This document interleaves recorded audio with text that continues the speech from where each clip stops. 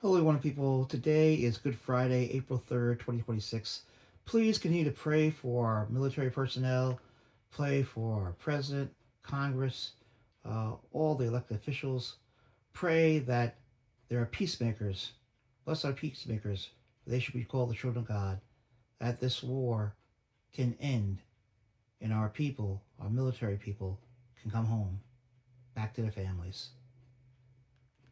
And clearly there's a bit of a disconnect there between that reality and what we're seeing play out. Do you believe this situation is escalating rapidly out of the control of the president? He said this war had been over in the first hour when we decapitated the Iranian regime. He said initially it could be a couple of days, maybe 2 to 3 weeks. We are now 5 weeks into this, and a couple of days ago he told the American people it could be yet another 2 to 3 weeks. The president has been all over the map. If anybody that listened or watched his speech 2 nights ago, he is all over the place. He does not know how to get out of this.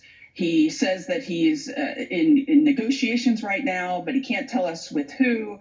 We somehow keep assassinating the people that we're supposed to be negotiating with. The Strait of Hormuz is still closed. He says that the Iranians, their air defenses have been destroyed, and yet they just shot down one of our aircraft.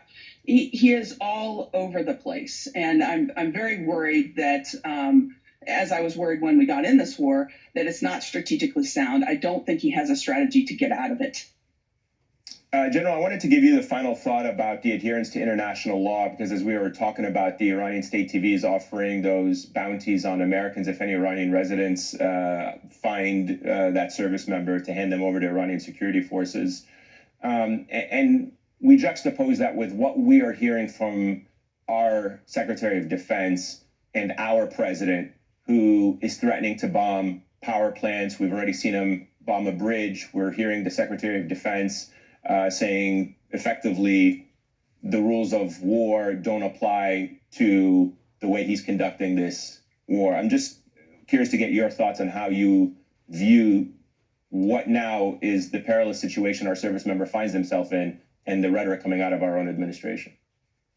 All of our military personnel are in greater risk than they have ever been before in terms of any other previous administration. We have a Secretary of Defense who has actually stated words in his speeches and in writing that are literally the words of potential war criminals.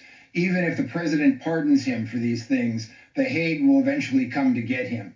It's very disheartening whenever the Secretary of Defense, who we're supposed to look up to for guidance and counsel and strategy, is saying things about show no quarter, which by its quote is prohibited and defined in U.S. law as a war crime. The idea of attacking infrastructure that affects civilians is a war crime. So it goes on, and our military members start to question, what are we doing here if we're attacking, for example, a bridge under construction?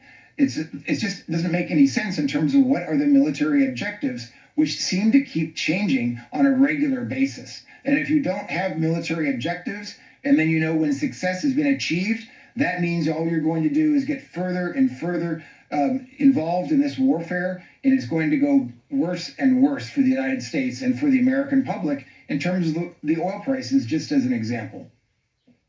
General Randy Manner and Amy McGrath, thank you to the both of you. Really appreciate your time and insights. After the break, Pete Hegseth's purging of Pentagon leaders, why he's playing culture war games, and firing experienced leaders in the military. We're going to have much more after a quick break. We'll be right back.